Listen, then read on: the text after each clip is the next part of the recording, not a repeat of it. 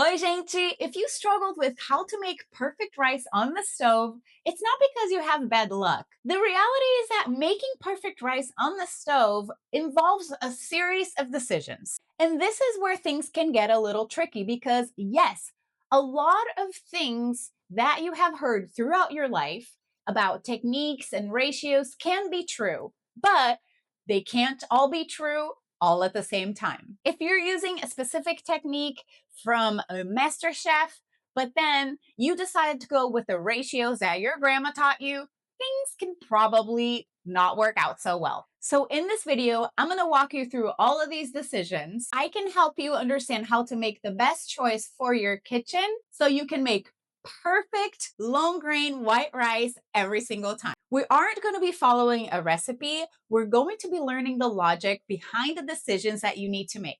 So, bora aprender? So good.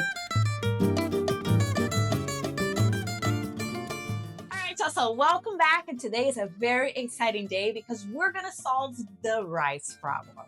I've been a recipe developer and food writer for over 10 years. And what I usually observe is when people come to me with questions about making rice is that usually they are only considering one thing, their rice to water ratio.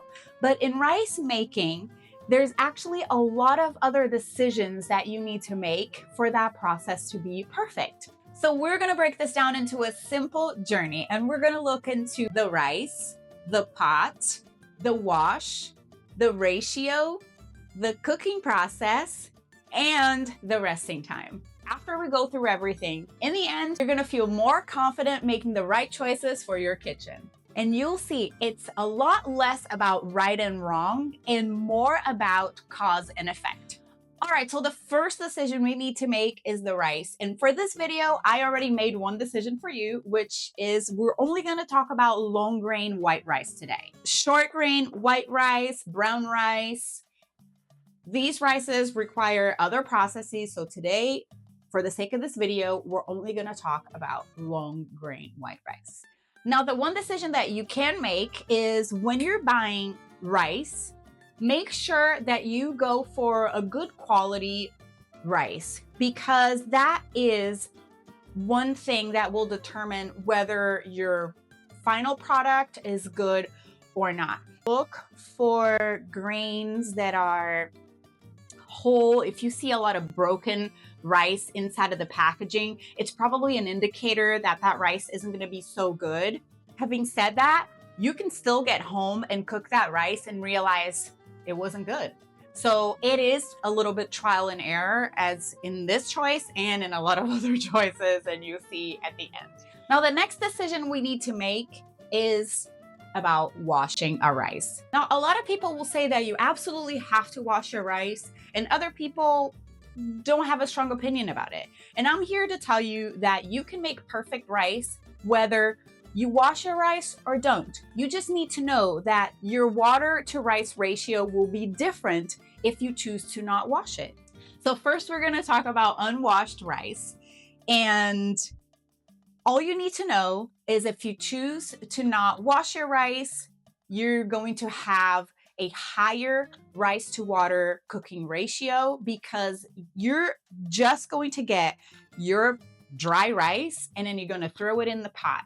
And because it hasn't started absorbing water from the wash itself, it's going to need more water to cook it through. So that's all you need to know. Now let's talk about washing the rice. And then if that's the decision that you want to make, how to do it so that it turns out perfect. Now, if you choose to wash your rice, you just need to remember that your water to rice ratio will be a little smaller because your rice during the wash will already start to absorb water. So let me show you how to properly wash your rice. I'm using a bowl here so you can see the water clearing up, but you can absolutely just do this using a strainer because all we're really doing is rinsing the rice under cool water until the water runs clear. There's no real rule, and it'll also depend on the brand of rice you're using because some are starchier than others. All you really want to do is just rinse while massaging it or agitating it a little bit so the starch can come out. Now here's the most important part. You have to let it drain. So let it sit in a strainer for at least 10 to 15 minutes so that the excess water can drip all out. You want the rice to not stick to your hands when you touch it, and if it's still clumping up to your hands, just shake it up and let it sit a little longer. This step really matters because if you skip it and throw wet rice into the pot, you've basically already added extra water into your ratio, and that's when things can get mushy. All right, now let's talk about ratio. And water to rice ratio is another topic of confusion. A lot of brands and people will say that the water to rice ratio is a 1:2, meaning to cook 1 cup of rice, you need 2 cups of water. Now, that is a very general rule, and one rule I do not believe in. So after testing a lot of times, one thing to keep in mind is starting somewhere on the lower end so that you can fix it later, because you can always add more water, but you can never take it out. So for unwashed rice, the ratio I recommend is actually 1 cup of rice to 1.5 cups of water. For washed rice, like we already discussed, the rice has already started absorbing liquid. So this rice is actually going to require a little less water during the cooking process to cook through. So the ratio I recommend for washed rice is actually a 1.25 cups. It's a lot less than the general rule, but it's one I recommend you play with because, again, depending on how you like your rice, you may find it that it's easier to just adjust. Now let's move into the next section. All right, so let's talk about pot sizes because yes, that does matter. You basically want a pot that is the right size so that the rice can cook evenly, but it can be non-stick, ceramic, stainless steel. That part doesn't matter as much. What will matter is that the lid fits tightly so that steam isn't escaping too much during the cooking process. We need it to make perfect rice. So if we're only making about a cup of rice, this 2.5 quart pot is way too big. You'll end up with uneven cooking because there's too much empty space, and a pot too big can also lead to burning your rice because water will evaporate much quicker and it's just not worth it. Now this white pot is a 1.5 quarts, which size-wise can work for cooking 1 cup of rice, but this one in particular is not my personal favorite because it has a hole on the lid and these pouring lips on the sides that let steam consistently escape during the cooking process, which means you may have to adjust the water or cooking time or temperature to make up for that excessive moisture loss. Now this 1 quart baby is my personal favorite. It's the ideal size for cooking 1 cup of rice, and because it's small, it cooks this amount very efficiently. Basically, the rice cooks very evenly because there's no wasted space within the pot. And another thing I look for in a pot to cook rice with is a glass lid. I love it because I can see it inside of the pot without having to lift the lid, which is huge, especially when you're learning, because you can just see through the glass and get a sense for how close you are from being done. And this way you're not losing any precious steam. So we're gonna start cooking the rice and we're going to go from there. Now, because I'm Brazilian, I only make Brazilian rice. If you're unfamiliar, you're seeing me saute garlic here because that's how we make Brazilian rice, but if you want to keep it simple, just use a little oil and skip the garlic altogether. Either way works. As for the cooking process, it is exactly the same for both washed and unwashed rice. The only thing that will change will be the amount of water that we add. A little salt. Give it a little stir. Now we just want to toast a little bit so that the oil coats. Now this is the only time when I stir. And now it's time to add the water. You'll add 1.5 cups if you didn't wash your rice, and 1.25 cups if you did wash your rice. And now at this point, we want to make sure that the water reaches a boil as quickly as possible. So our heat is on high. So once the water boils, then we move to our next step. Now, that's good enough.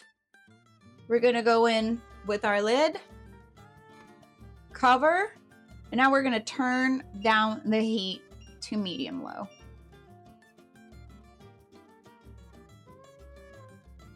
Now we see here, it's just simmering. This is exactly what we want. And now we wait. We don't touch anymore. We just leave it, and then I'll see you later. Now here's why I actually love working with a glass lid, because here you can see these little steam holes through the top, which is where vapor is escaping from the water that's inside of the pan. So now I can see that the water is evaporating or being absorbed at the same time. And it means that when you're seeing movement inside of these little holes, there's still water in the pan. So I can see that we're close, but it's not time for me to open it yet. So now that I see that I don't see any movement inside of the little vapor holes or steam holes, if you will, we can do two things. At this point, we need to work really, really fast, because we don't want to let the steam escape in case we need to continue to cook our rice. So we're going to do two things. We're going to get a fork, and we're going to dig a little well in the middle, just to confirm all the water has been absorbed or evaporated. And then we're going to do a little texture check just to make sure the rice is at the right texture for us. And then we're going to cover again.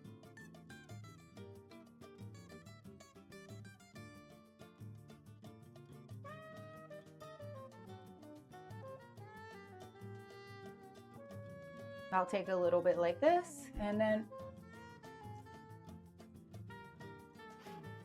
this is perfect for me. So I am done. What I'm gonna do now is gonna turn off my heat, keep it covered. I'm gonna move it to a cool spot on our stove, because the residual heat of this pan is going to continue to make our rice perfect. So this is it. Let it stay here resting, which is our next step. So we don't touch again. Okay, so for resting time, you want to make sure you're letting your rice rest covered anywhere from 2 to 10 minutes, depending on how you like your rice. The longer it rests covered, the longer the residual heat keeps cooking it. Then, before you fluff, make sure you remove the lid and let it sit open for a good 2 to 5 minutes so that excess moisture can escape and your rice won't clump up. When it's time to fluff, you want to make sure you use a fork and work gently from the outside in, as this helps separate the grains without mashing them. Now, as you can see, the fact that I didn't wash this rice did not influence how fluffy it is, because we use the right ratio. Look at that. So fluff that out. It's basically just going to be a little more dense than a rice that you washed. But I think that if you're in a hurry, this is pretty damn good. So this is the washed rice, and you can see how it's beautiful and fluffy too.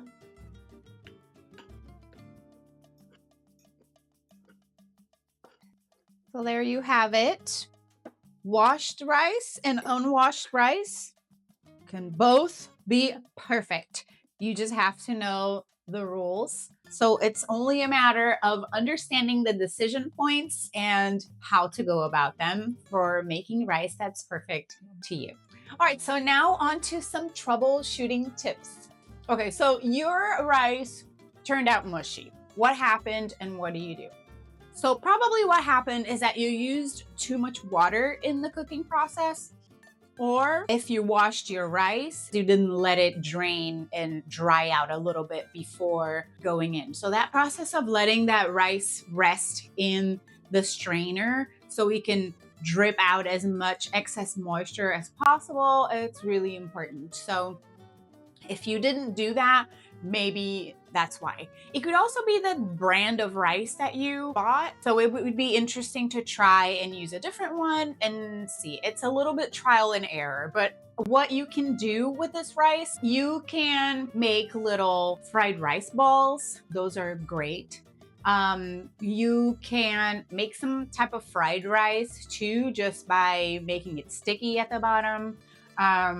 And mixing it with other things, or you can just serve it as is and take it as a lesson, take some notes on what to do for next time that you make it, and hopefully you will make some adjustments and then it'll turn out right the next time. So your rice burnt.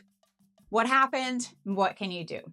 So you probably either used a wrong size pan, meaning the water cooked out too fast, if the heat was too high as well. So those are some of the reasons why it could have burnt. What can you do at that point? Well, it depends on how burnt it is. If it's only stuck at the bottom, I actually kind of like it if it's just a little browned. I actually think that's pretty delicious. So you also can make some fried rice with that.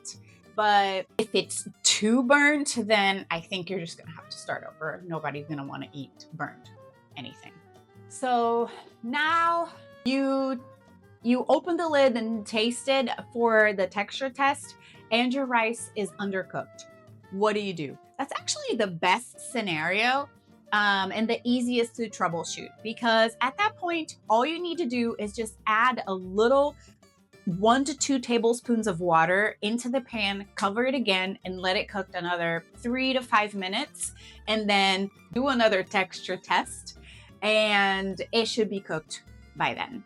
All right, guys, I hope you're now able to see that making perfect rice isn't about luck. It's about understanding and respecting all the variables. So we walked through a lot of them, all of them, and you picked the rice, you decided if you wanted to wash it or not, you picked the right ratio for that previous decision, and then you know which type of pot to choose from, and you know exactly what to look for in the cooking process and what to do after. So if you follow this cause and effect process, I am sure you're going to make perfect rice every single time from now on. So if you think this guide was helpful and you learned something new, please don't forget to hit the like button and subscribe so you can learn more techniques. And before you go, don't forget to let me know in the comments how you like your rice and if you're team wash or team no wash. See you in the next video. Beijinhos!